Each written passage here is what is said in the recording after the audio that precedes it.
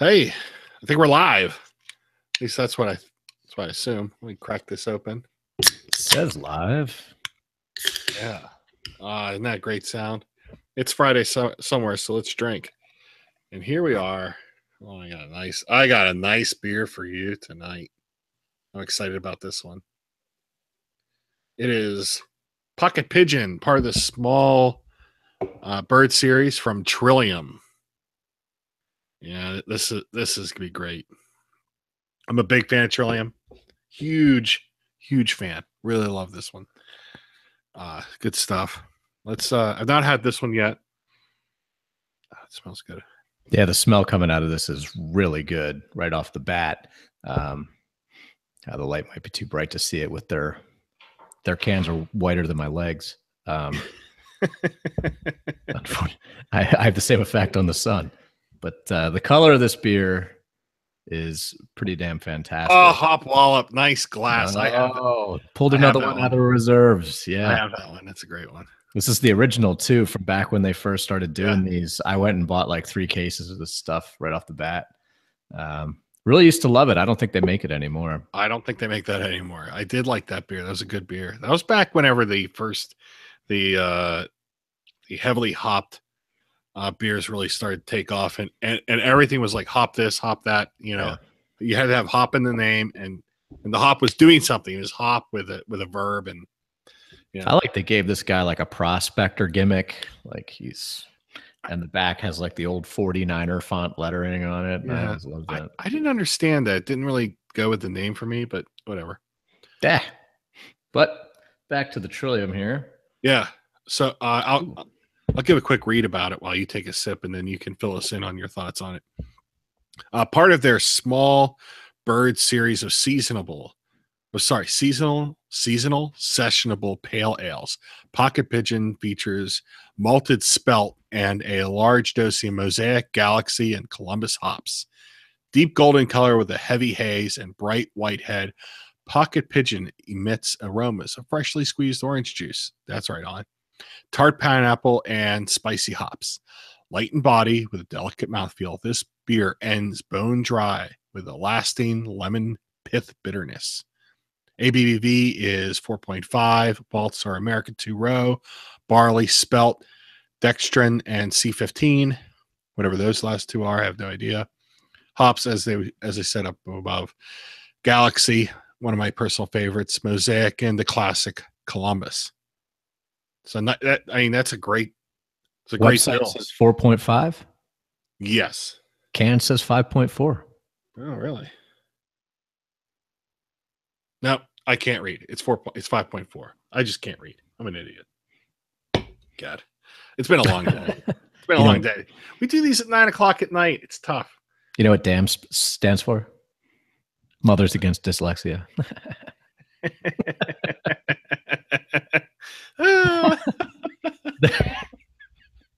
I am laughing too hard at that thing. Oh my God, that's great. They nailed it with the orange juice. It definitely has a citrusy flavor to it. The color rules on this. The orange color on this, I'm loving it. I should turn my light down here. I think it's a little bright in here, but yeah, this is good. Whether it's a 4.5 or 5.4, you really can't tell either way. It's got a carbonation's great on it. This is delicious. Are you turning down your light with your phone? Yeah, real quick. Oh, that's amazing. See, I don't got that kind of technology down here in my basement. Although you can see that I got rid of the beer cellar. We are full on for the move. Things are moving along. Yeah, we're packing up the important stuff first. Back to the beer. The color's great. The color's not going to come through on my crappy camera and shitty light down here in the basement. Yeah, the color is fantastic. It's a little bit effervescent, which I like. It's very light. Spelt, I have a love-hate relationship with spelt. I feel like a lot of times when it's used by brewers, you end up with this graininess that comes through because they're trying to maybe show that off. This, I think it just adds a little bit to the texture and to the body.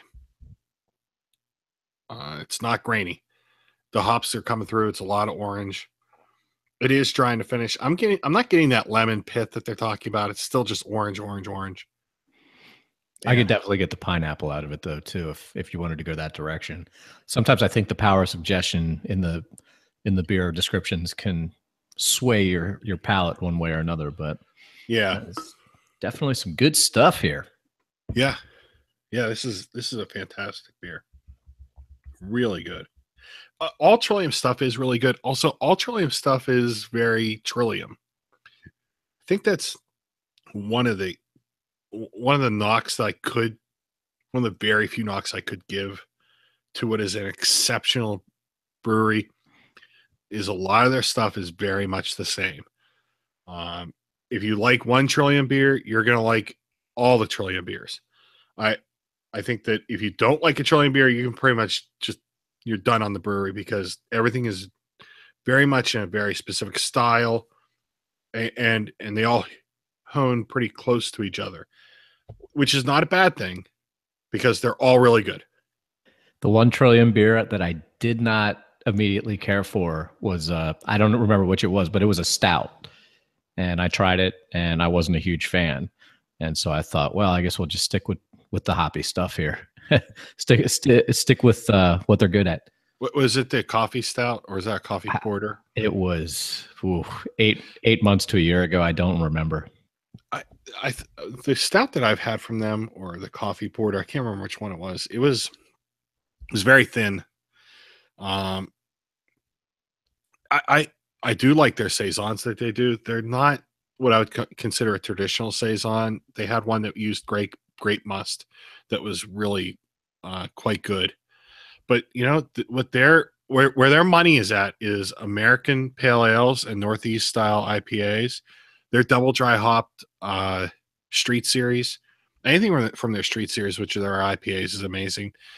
These small bird pale ales are really great, and everything they have is super easy to drink, way low on the bitterness, and part of I think one of the stalwarts of this style, this new American style of Northeast pale ales and IPAs. Yeah, really good stuff. They definitely know their way around hops and combinations of flavors. Can't argue with the product. It's good. It's easier to drink than it is to get. We'll just put it that from us here in Central Pennsylvania, anyway.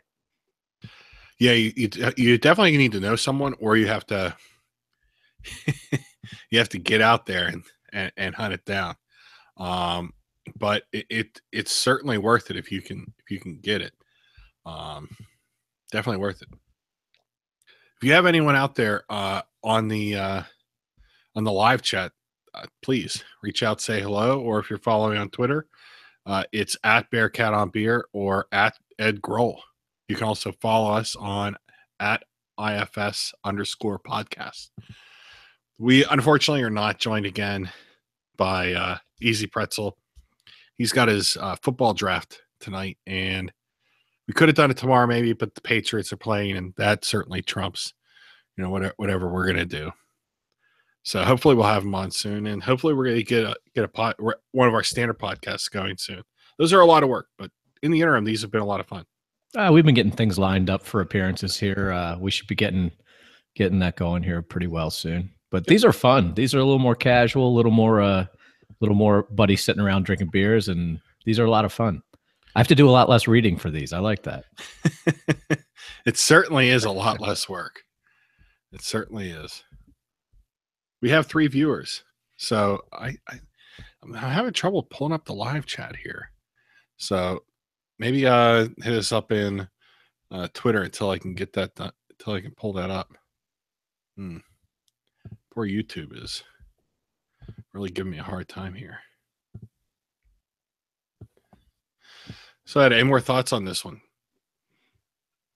Really good, really smooth, easy to drink. If you can get your hands on this, I would say a 4-pack definitely, because you could definitely go through it on share it, but it's definitely something you could have 2 or 3 of. I give it a thumbs up. It's real good. It's in my wheelhouse. I'll at least give it that. Yeah, I totally agree with that. Very good. I dig the color of this more. Like I would see this beer in a glass and think, now I have to try some of that. Yep. Yep. So good. All right. We do have a contest going on right now.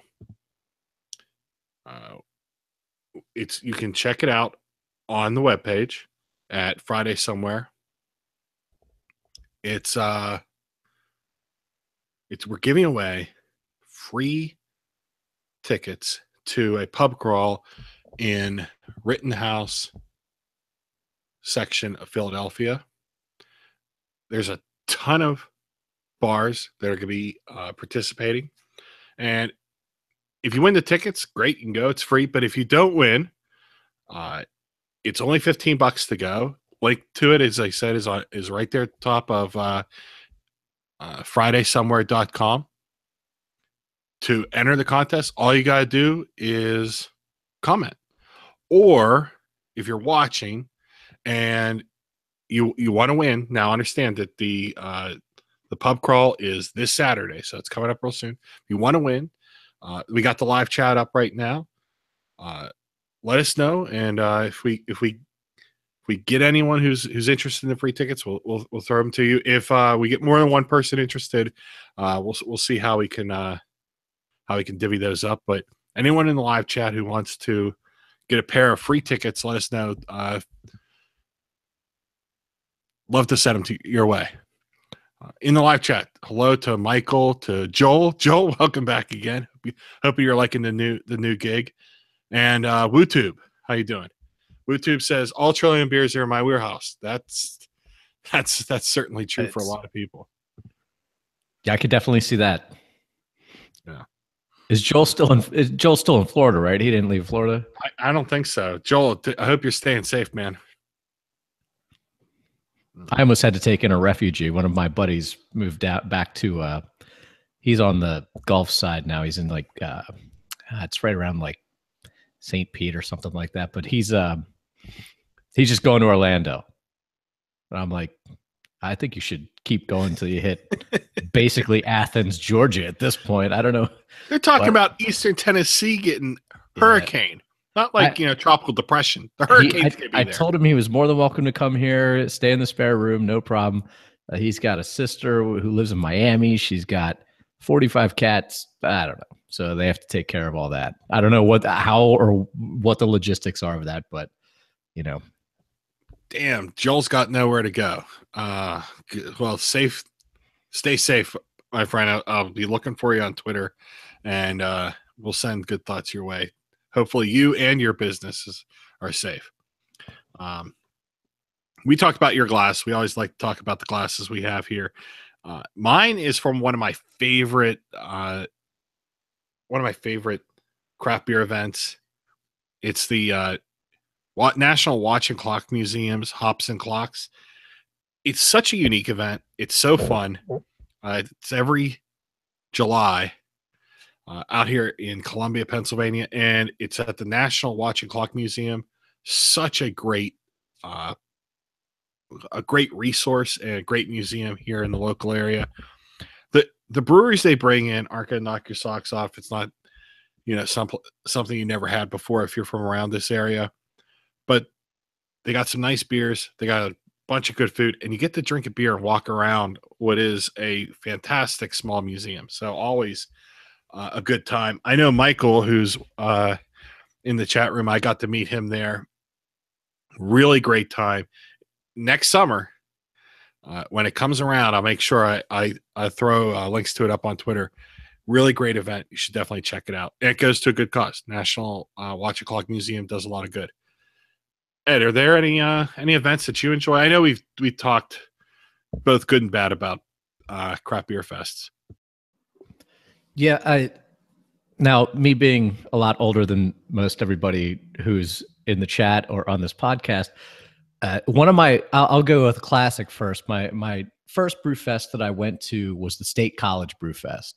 Before they added food, before they added the food pairing and everything. For the first 10 years of this thing, they threw it at the Penn State Hotel. There were all these small breweries that you barely even heard of doing, whatever they could brewery wise. And this goes back to, oh man, I want to say the first year we went was probably 97. I'm not exactly sure on that. I'll bring out some of the taster glasses I have. I have all from the first 10 years. And you would go there and have a great time. You got a free buffet of food with it. Wait. You kept all the taster glasses? Yeah, I'm pretty sure I still have them. Do you hoard beer glassware? I mean, my God. Mostly the classic ones. Like I get new ones at bars. I give them to other people. I'm like, I don't care about this 85th Trogs glass that I got because I ordered a $3 pint. Yeah. So yeah, I have all these little taster glasses. They have the little Champs logo on the back, and it was a really, really good fest.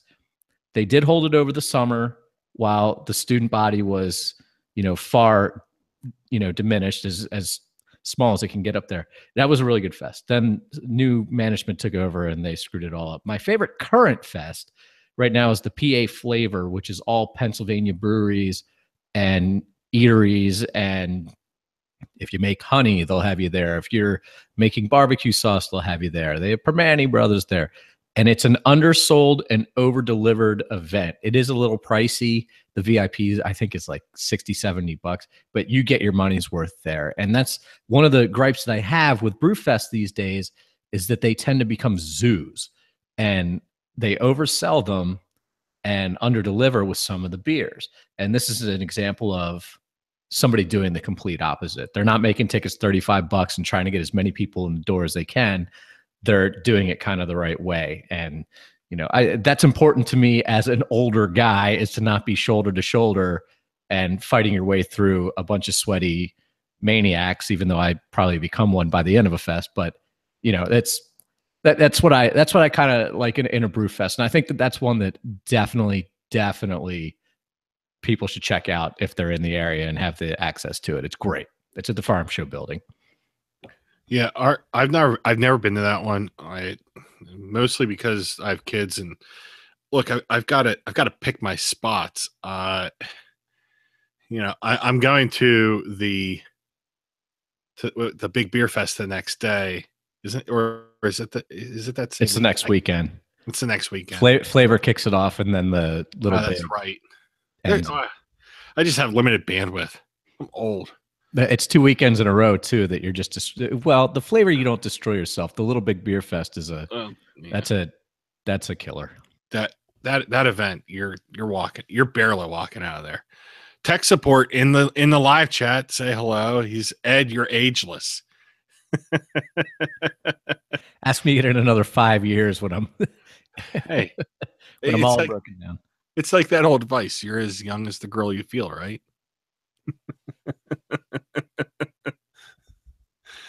That's it. That applies to Ed. All right. I'm about to finish up this beer. Do we want to give it a rating? Do we have any more thoughts on it? You're lapping me here. Hang on. Well, I'll let you catch up. As I was coming through it, the pineapple does show up. The lemon that they mentioned, I'm not getting that. Maybe I'm just not as sensitive to that flavor as I would need to be. It definitely does have this really great orangey flavor. It's not juicy. I like that this is a orange flavor that's coming through. It's not this tropical juiciness. It's kind of hard to describe. Really well done. I like this beer. I like most of their beers. Unsurprisingly, I really like this beer as well. As far as a rating goes, I'm gonna probably have to go 8.5. I probably could go higher, except for the fact that when it comes to Trillium, I really have very high expectations, and it's their Street Series, and especially their double dry hopped Street Series beers that really hit really hit for me. Those are the really great ones. This is an excellent beer, but in the end, it's not quite up to the Street Series beers. I already had a number in my head before you started that, so I'm going to have to stick with it. We're in the same neighborhood. I was thinking 8 out of 10. It's an easy drinker. Definitely, I'm more into a little bit more robust, but the flavors are on. The hop character with all the flavors really good. I can't fault it for anything basically, and I think it's a great, it's a B plus. It's great, 8 out of 10. Yeah, quite good. Yeah, I'm gonna take my last swig here, and then we can move on to our next beer, which I have. Well, it's right there in the show title. We're gonna be drinking the Dogfish Head Lupu-Luau IPA. I had it before, but when I had a whole lot to drink that day already. So, this will That's be my usually first. when my ratings go through the roof. I give things, I'm like, it's a 12. Yeah. Great. Love it. All right. There we go. Dogfish Head Lupu-Luau IPA. Our coconut centric, I always hate this word, lupulin party. This IPA is brewed with tropical trifecta of toasted coconut, experimental hops, and coconut water. Let's crack this bad boy open.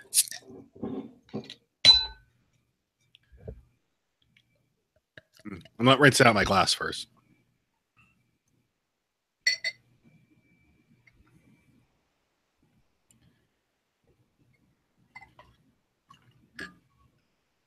I was hoping it would give me some more head than that. With a vigorous pour there at the end. It shows up a little bit. Really hazy, light in color. Digging the color in a big way. Yep. The nose, from opening it up and from pouring it, I'm not getting much. Yeah, I can't put my finger on that. Whereas the last beer blasted me. Record this and replay it back. It blasted me in the face. Shouldn't even say things like that. But you could get the orange juice and some of the citrus right out of the nose. This one, the nose is not as forthcoming, I guess is the word I'm looking for there. Like I can't put my finger immediately on one thing that comes out of it.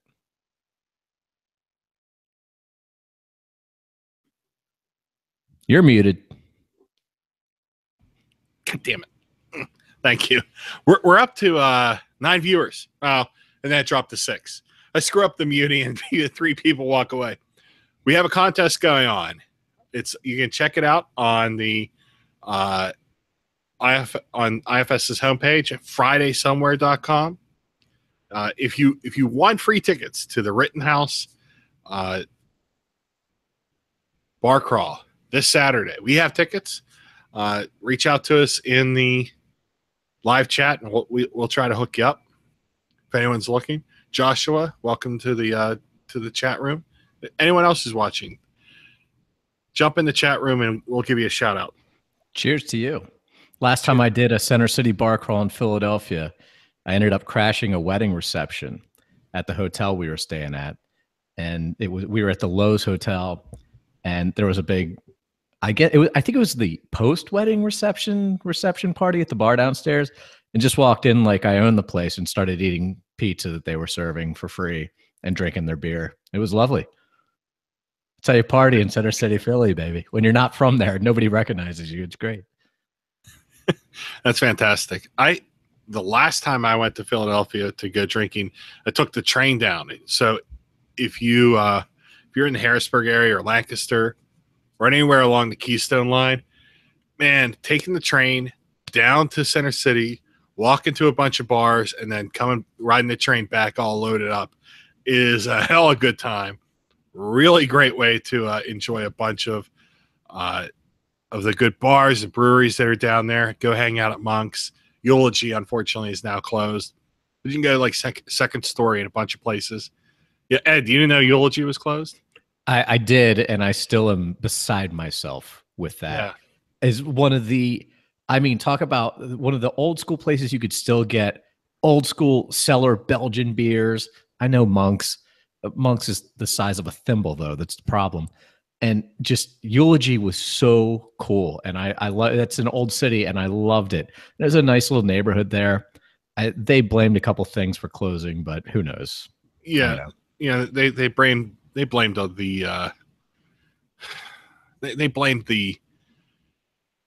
drug use, the rampant violence, the issues that they had in the neighborhood. I can't believe that would have been a new issue. The one thing I liked about Eulogy is I go in the Monks and I always feel like I'm asking them to take my money, and that there's a certain snootiness to it. The owner is a really nice guy. I got to meet him at least once, but I feel like his staff is they always feel like they're burdened to pour you a beer. And that's across the board for his whole staff. Everyone there I've met is going out of their way to pour you a beer. You go to Eulogy, I just felt like it was more welcoming, and they were sometimes almost apologetic whenever you'd ask for a beer, and they're like, "Well, it's not cold. We'd have to go down the cellar. We're out of that." They just had more customer service, and they were more welcoming, and it wasn't cramped like the Monks was. Eulogy was maybe the B side to Monks A side, if that makes any sense. And the B side's usually the better song anyway than the hit. So yeah. No, I don't want to run down Monks while we have a Center City Philly contest going on right now. But the one I've been there one time, only one time. I've been to Eulogy like 5 or 6, and the one time I was there was just this past March, and they had it was an event with some crazy European stout or something, which was really, really good. But we were at the front bar and we kind of had the rail there, and they had the one bartender, and we'd ask for a beer and he would take a couple more orders, then leave the bar and go to the back and get like 3 or 4 beers and come back. And I was like, this system just is not very good. So they just needed a bar runner to go back and forth between the bars, and they could have solved everything, just one more person there. But who knows? It was a little weird. But the place, you can't beat the selection. It's in this great little neighborhood. It's a cute place, and it's definitely worth trying out just for an event like that. And it was like 1 o'clock or 12 o'clock on a Saturday afternoon too. So I can't imagine what it's like when they do like Pliny the Younger there. Jesus.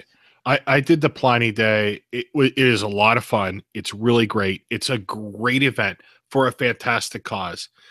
It's a lot of fun because you get there early, you stand in line, everyone's kind of showing up with some whales, and it's got a great atmosphere. And they raise a ton of money for Alex's lemonade stand and Kids with Cancer. It is a great event for an even better cause. So if you ever get the chance, it's one of the few ways to be able to get Pliny the Younger here on the East Coast, and it's worth it. It's a great day. And it's a lot of cash, but it's cash to a charity that needs it and deserves it. So, if that's your thing, definitely go and check it out. And I don't want to run down Monks either. You know what? It's great to be able to show up there on a Thursday afternoon like I did once and find Blind Pig, and to finally get to try, one of the old school classics of craft beer. No one else is going to give that to you. And Monks is great for that. Really is. Yeah, that Pliny the Younger is definitely something people need to try. But I start to wonder, is it that kind of beer that might be going to the wayside with all the New England style and our vicinity to it? Is it starting to become a lost art? Or, if I could get my hands on it, I would still seek it out. Yeah, I think maybe we may have talked about this on one of our live shows. You and I split a bottle of Pliny the Elder that you had. And I had said, I like having this beer because it for me is a reset for expectations on what a good, well-constructed, IPA should be. This is what American IPA is founded on. These are the roots. This is the foundation. And anything else that you are trying to market or brew as an IPA really harkens back to beers like this, to Blind Pig, to Lunch, which we recently had up in Maine. Lunch has been brewed since the 80s. These are, and that would, in real time, real world, that's not that long ago. But in craft beer, that's basically American craft beer ancient history. That's why a lot of times I talk about this stuff. I feel like an old grizzled Civil War vet, and we had the turn of the century, and but 10 years in craft beer is probably half a century in other evolutions. It's crazy the way that it changes now, and the amount of access people have to it. It's unbelievable. Yeah, it really is. And you and I were talking earlier today, what's the next thing? Northeast IPAs are really great. Is there something else that we should be on the lookout for, something that we should be thinking about is the next wave? I don't think we're going to see anything for a while that has the ubiquity of Northeast style IPAs and this run that we've got right now. Maybe Mexican lagers were the thing that of this past this past summer. I don't think that's necessarily going to carry into next summer. So, like, really, what's the next trend that's coming? It's something that we should be looking for now and trying to think about. I got to plead ignorance on the Mexican lagers. Where was that? God, I missed the boat. They're everywhere. I mean, the one that I think of that Beerito by Oscar Blues, that's probably the biggest one. But I haven't had it, so Beerito, it tastes like a Mexican lager. It's okay. It's a better Tecate, if that makes any sense. The Mexican lager was a summer trend. Jason Naughty, friend of the show, talked about it here and there. And his issue was, and I don't necessarily agree with him on this, he talked about it as brewers now basically taking on a style that wasn't theirs and were not necessarily being properly, I don't want to speak for it, but maybe not properly honoring or working with actual Mexican brewers to properly appropriate what they were doing. Like, why aren't any of these craft breweries actually working with the historically Mexican brewers that make these beers in order to actually maybe honor the style in some way? I think it's weird to say that they'd honor these styles. I've had Tecate. It is nothing that I would ever write home about. I don't think it's that great. I think it's mostly an alcohol delivery device, but I don't know.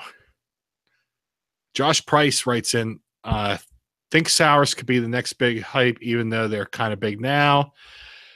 Oh, yeah. Sours, I think, have limited appeal. That is true. For some, especially for someone like me who, anytime I look at a sour, if I smell it go by and all I could think of is, I didn't take Nexium this morning or whatever. They are an acquired taste too. Not everyone's going to get that. I think if you mild them down a little bit, it could be more accessible. I don't even know if that is possible. No. That is possible. I think that Sequench is a great example of that. That's a beer that has a lot of sour elements that tone down and really everyone delivers. Loves that beer. Everyone, and it's everyone, and that's good. And I like it. And it's technically a style that I have railed against, in company where I'd be like, oh, I hate gozes and I hate these, weird stuff. But that one's actually pretty damn good. And it's not that bad. It just seems like that's a universal hit with everybody. Yeah, I mean, we have a Dogfish beer here, and I can tell you that this one's not working for me like Sequench did. I'm basically sipping it at this point. I don't know. I mean, how do you feel about this one? I don't mind it. I think if you were to put a blindfold on me and put this in front of me before I had it, I would never tell you that this was an IPA. That is right on. I was gonna say, why do they call this an IPA? Probably by technicality, it is. I'm sure. The coconut is very forefront in this. So if you're looking for that kind of flavor, definitely. Sneaky 7.3 in this. Never would have guessed that. I don't have a problem with the flavor. If it didn't say IPA on it, I I wouldn't be mad at them. It just doesn't have a whole lot of IPA character to it, which is fine. It definitely has the color. It just doesn't have the over the top hop profile. And quite honestly, I would never believe that with this beer that that's what they were going for. I think they kind of got what they wanted. They got the hop stuff in there that they wanted, and but they made it kind of summery, whereas IPAs aren't always summery. So I think that they definitely got what they were looking for there, and I don't have a problem with it at all. Yeah, let me read to you from the Dogfish Head website. The story of Lupu-Luau began when Sam was hanging outside with coworkers during an overly sunny day. One present coworker in particular was lacking heavily in the melanin department, to put it lightly. A friendly joke about a total tan aversion led to this legendary comment. You can say it, Sam. I'm pale as fuck. The brewer in Sam thought that would make a cool name for a super pale beer. From there, which they didn't make. From there, the wheels started turning and the iterative R&D process began. Sam set out to make a hazy, overly pale beer, but the test batches weren't quite there yet. However, during the process, he found out how great coconuts work in an IPA. I'm not sure about that. And decided that the new goal was to make an IPA using as much coconut as possible. That sounds like a Sam idea to me. We started with a combination of Pils malts with flaked barley, rolled oats, and malted and raw wheat to get it all hazy. Then we introduced coconuts 3 ways by adding toasted coconut, dehydrated coconut water, and an experimental hop variety that provides unique coconut and woody aroma. I agree with that. The result, lupulin loaded coconut centric ale. So when you read that and you drink this, I think you're right. They did hit what they wanted. I'd really like to know what dehydrated coconut water is, because it's probably not much. It is a lot of coconut. I like the flavor of toasted coconut, or what I like is what I think toasted coconut tastes like when you get it from a bourbon barrel aged beer that couples with the vanilla and those flavors. I would agree that you get a little bit of coconut and that woody aroma that comes with it that they mentioned. I wouldn't have picked that up until they mentioned it, but now it makes sense. Diving your nose into it, I think you get more of it, but I don't know. Are you ready to rate this one, or you want some more time with it? See, I think the nose is a complete war zone here, where I could smell just about anything you want to describe to me in it. It just goes in 100 different directions to me. Now, my olfactory senses aren't always spot on, but this is I think the nose is pleasant. I think the nose is better than the flavor. I get a little more of the hop character out of the nose now that I'm concentrating on it a little more. I think the nose is better than the flavor, because the flavor is just so much coconut.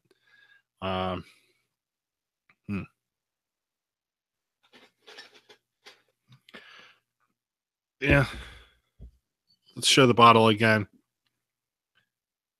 And man, coconut, right? We'll say this. The Dogfish's bottles with that symbol right there in the neck is really nice. They do have a nice bottle. Kudos to them for keeping it forever too. That's always been their thing, and they really stick with their logo, and I like that. A little tangent about Dogfish. This summer I went down to Rehoboth. I usually do at least once, sometimes twice. Went to the new Dogfish Head brew pub. I was gravely disappointed. I liked the old place. The line to get in was generally a pain in the ass, but if it was busy, I didn't necessarily go in. I prefer to go during the off season anyway. It was always crowded, even in the off season, but I didn't mind that. I don't like crowds, but I put up with it because it was a lot of fun to go there. The new place, it's a stage with a restaurant built into it, and they got TVs everywhere. They got a ton of TVs. The portholes where you can sit, which are right out front and are the defining characteristic that's for the outside of the place, are great. They look fantastic. A friend of mine sat there. It's very quiet when you're in them, and they make for a nice moment. I've never been impressed with the food at Dogfish. That's me. I don't think it's great, but it was good. There are much better places to eat, in my opinion, in Rehoboth. But okay, you're not going to find places that have better beer and had a better atmosphere, in my opinion. The new place, though, the stage is just so big. It seems kind of weird that's takes up so much of the space. And the number of TVs, and then behind the stage, it's just a massive screen. Showing ESPN or the NFL Network. What's off-centered about that? Nothing. That didn't work for me. You sold yourself as an off-centered brewery and brew pub, having a huge stage and bringing in acts to play there, and having all these TVs showing the NFL is not off-center. Didn't work for me. I haven't had the luxury of being to the new place. I love the old place. My buddy was just down there this past weekend, and he seemed to really enjoy it. His kids had a good time. He normally would voice his complaints, but the stage concept is funny that you mentioned that, because when I went to Founders, it was like 4 or 5 years ago. I was shocked when I walked in. It was this big open thing, and the whole front of the building was a stage. And I'm standing there at the bar because I don't like to sit, and we're looking over, and all I could keep thinking was, oh, it's like they're going to film the Muppet Show here. It's going to be fucking great, like, because it had like the big like velvet curtains and everything. But I get, like Gonzo is going to come out like blowing a trumpet or whatever. So it kind of blew me away. But I get that if you want to be a music venue, the TVs shock me though. That really shocks me that they would do the TVs, just because I can see one or two because it's tourists and you're going to want something to check out. But it just shocks me that they do that many. I'm looking forward to going down and checking it out. Don't get me wrong, the beer is still great. The service is always impeccable. They have fantastic people working there. I enjoyed my time immensely, but in the stage, I can look past that, because they're very music centric as a brewery. They have Analog a Go-Go. They always do something for Record Store Day. They have the Firefly Festival that they're prominently involved in and brew a beer specifically for it. They have all those bombers that they used to take out. Positive Contact. I have the Positive Contact album in my selection. There you go. Yep. I still have a bottle of that cellaring that my cellar has now been moved. I love that beer. It was so good. Loved it. They had that Grateful Dead beer. They had a whole bunch of beers that were inspired by music. I'd like them to get back into doing that. That was cool stuff. They had that Skull Splitter, Miles Davis beer. The Bitches Brew. Yeah. So good. So they have a lot of really great music-centric elements to that brewery. Having the stage, I will give them that. I didn't need it, but the band wasn't there, so it didn't affect me any. It just took up a lot of space in the place. Having the big screen behind it, just having the NFL Network on blast, was just ridiculous. Like, I don't need that. Especially in summer. Like, it was probably preseason, but who gives a shit? It was. I think it was actually during camps and whatnot. Like, it was for lunch. There's no baseball on yet. I mean, what else you got to do? You can only show, Stephen A. Smith on so many TVs, but hopefully none. Yeah. So look, it's a beautiful place. It's got more space, and it's not as crowded because they have better crowd control. Overall, it's probably a better space, but I think the character of the old spot I just liked it better. It was dark, it was dank, it was crowded, it was loud in a way that I liked, even though I don't generally like all those things. It just worked better. So, hey, things change, right? And craft beer is changing so fast, so quickly. Why wouldn't that change too? All right, let's wrap this up. Let's give this a rating, and then we'll talk about the contest one last time.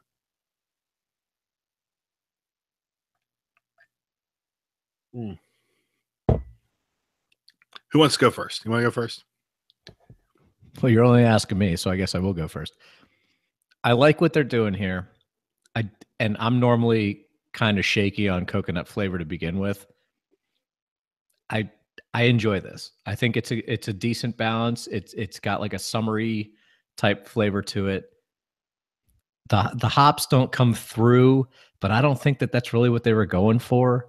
I think they kind of put the lupulin in so that they could put it on the label, which is fine. I have no problem with that. I'm going to score this better than you think I'm going to. And I'm definitely giving this a 7 out of 10. I like this. I don't mind it. I could drink it. I think anybody, unless you have this horrible offensive thing about coconut, I don't know, go pick it up. It's an easy drinker. It's smooth. No problems. I as soon as you said I'm going to score this higher than you think I am, I thought, yeah, he's going to score this a 7. You know what? I can't argue with that, and I'm almost inclined to agree because I feel like some of my biases against this beer are just shooting it down. I'm just not that into coconut when it's this bold. I think it's a very well made beer. I think it's exactly what they wanted. I think they hit it on the nose. I think that because it's Dogfish and I trust them. I think that I don't need a 6-pack of this, but I think everyone should try it. I think that because it is from a brewery that does, I think, important beers and is in many ways a tastemaker. So I too am going to give it a 7. I think the provenance matters. I think that the intent matters. And I think that they hit the intent. It's not a beer that's to my taste, so I can't go much higher. But man, it is well constructed. And it has no flaws. What it has are flavors that don't work for me necessarily. This is a beer without flaw, well made. Cheers to Dogfish. Good for you. Yeah, this smooth back end on this too. I think the coconut water, or whatever, I think it really just gives us an easy drinking property. And I mean, if you see it on draft, if you don't like coconut, you're probably going to hate it. But if you don't mind coconut, you're probably going to enjoy this. Maybe love it. I don't know. I've heard people go bananas over this beer. Yeah, it's not in my wheelhouse, but I can't find any fault with it. So I'm grading it. I have to give it a 7. It's perfectly fine. It's good. Yeah, there are a lot of people really excited about this beer. I think that people are excited about this beer, I think, the same way they were about Pennsylvania Tuxedo, which was something I thought was frankly better and more in line with my taste. But if you thought Pennsylvania Tuxedo was an important beer to try and to acquire, this is no different. It's just a summer version of what was their fall goofy beer, right? This is the summer goofy beer. The fall goofy beer is Pennsylvania Tuxedo and the little bits of pine. This is their summer goofy beer. There you go. And I don't mean goofy, but to be insulting, but it is a little goofy. I don't think that Sam would be mad at you for saying that, because he does go a little off the rails with his ideas. He's a little excitable. Yeah, he is. Yeah, he is. And to use coconut 3 ways, that's such a Sam move. It's so predictable for them. I'm not going to use this flavor ingredient this one way. I'm going to use it this way, and then this way that you never even heard of, like dehydrated coconut water. That just sounds like bullshit to me. Who even knew that even existed? Where the fuck did they find it? Hey, I went all the way to the goddamn brew pub on New Year's weekend to get to Hank it, the one he dug up on his TV show, and I was like, this guy's just a maniac. But that was actually really good. We got I think we got the last 3 drafts of it at the brewery there, or not the brewery, but the pub. That was the I've never Egyptian been to one, the actual right? brewery. Yeah. Where they dug up like a root or something, or I don't remember. Yeah, and then they used the yeast from a fig field in Egypt. It totally crazy, totally bananas. It was a big bowl of wrong, but in a lot of ways it worked. And kudos to him for being ambitious, which he always has been, and it works for him. And do something outside of the box, because why wouldn't you? Josh mentioned it a while ago in the chat room. He said, can't wait for beer for breakfast from them, which includes Scrapple, which is a very much a Delaware thing and very much a Lancaster thing. I can tell you, Philly thing too. Yeah, Philly thing. I think that I think the Scrapple I've had here in Lancaster is shit. It is really bad, but I've had it a couple times down in Delaware, and then most importantly at the Blacksmith in Berlin, Maryland, where it's just so much better. I think that they get a better high quality version of Scrapple, or they just cook it more. Like, I feel like you got to cook it to death. Around here, they kind of just wave a flame at it and then throw it at you. It's like, God, this is disgusting. You got to cook the shit out of that stuff. Got to go down over Delco. Got to maybe go down the shore. Watch some eagles, get some hoagies. Got to go out on the boat, have more hoagies. That sounds like a Yinzer doing a Philadelphia accent. It's like a guy who moved from Pittsburgh to Philadelphia. I think is probably all the parts of my life are converging on that accent. I landed right here in the middle. I hope the 3 people watching this are laughing as hard as that is. Lady, don't go out there. It's a duck boot. All right. Let's wrap this up, because I don't think we can do better than that. FridaySomewhere.com. Visit there. We got a contest going. Share it with people who may be interested out there in Philadelphia if you can, or if you want, jump in. We'll love to throw you some tickets. If you want some tickets, reach out to us on Twitter at Bearcat on Beer, at Ed Grohl, or at IFS_podcast. Ed, anything else for the good of the order? Yeah, if you win the contest, make sure you go down to Newark. You're gonna get. Oh no! Don't go to Newark. Go get some cheese hoagies.